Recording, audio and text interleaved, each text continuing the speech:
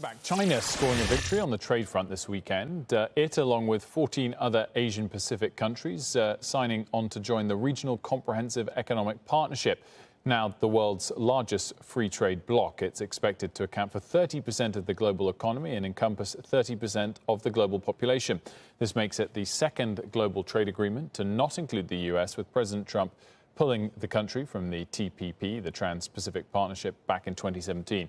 Joining us now for more is former Dallas Fed President and CNBC contributor Richard Fisher. He's also the former Deputy U.S. Trade Representative under President Clinton. Thanks so much for joining us. Good to see you. Thank you, Wilfred. Good to see you. Is this a big blow that this deal's come together with China without the U.S.? You know, I hearken back to the APEC meeting in Vietnam in 2017, where President Trump just harped on how we were being taken advantage of. And I think that was one of the motivators for this, in addition to the Trans-Pacific Agreement that was achieved earlier. By the way, President Obama also couldn't get support in the Congress for the Trans-Pacific Agreement. So it's going to be hard going forward. It gives these folks an advantage in terms of not just so much tariff cuts, but going back to rules-based trade, as it's called, and building relationships that are very important, supply chains and so on. We're being cut out, and the Biden administration is going to have to figure out a way to get its nose back under that tent. But right now, it's being driven purely by Pacific countries, and we're excluded. It's not a good thing. But can the U.S. realistically join this agreement if, as you rightly said, there wasn't enough backing to join the TPP or establish the TPP, which excluded China? Will there be enough support to join something as a sort of second citizen that China set up in the first place? No, I don't think it's going to be that easy. And as a trade negotiator, when I was negotiating trade back in the Clinton administration and later on in the George W. Bush administration, those that were leading that effort, we were viewed as the most important economy in the world. You couldn't do anything without us. Well, they've done something without us now in the Pacific region. As you said, a third of the world's population, a third of the world's output or more. These are growing centers. These are where supply chains are located or headquartered. It's going to be very hard. I think the Biden administration is going to have to be very creative in coming up with a new way to figure out new relationships on other planes, not just tariff cuts, but show also that they are going to be rules-based, which is what the Trump administration threw the winds. If we start on that over time, but Wilfred, it's going to take a great deal of time to regain that respect in the Pacific. I really worry about it.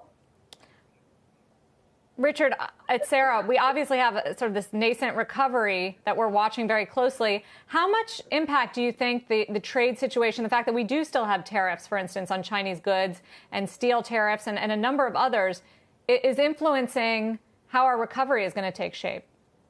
Well, it adds to the cost of doing business.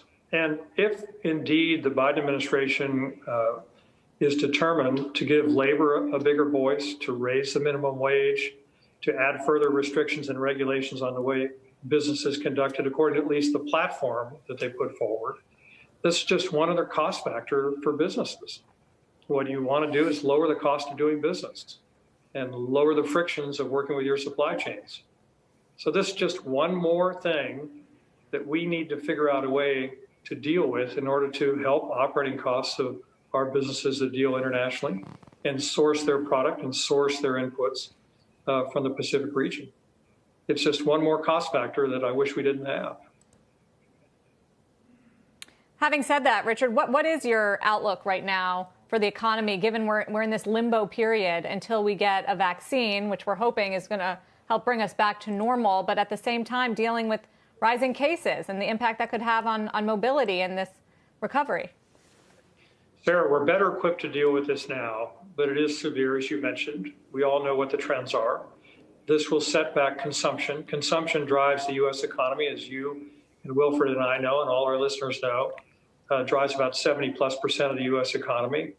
So if you get people back at home, you restrain their activity in terms of their spending patterns. That's going to hurt consumption. It'll slow down growth. We are recovered. We've recovered quickly than anybody, including the Federal Reserve, imagined. But it's possible we'll bump our head on the ceiling here and go sideways for a while. And that's what we're all worried about. The markets don't seem to pay much attention to that, but that's what economists, at least right now, are concerned about.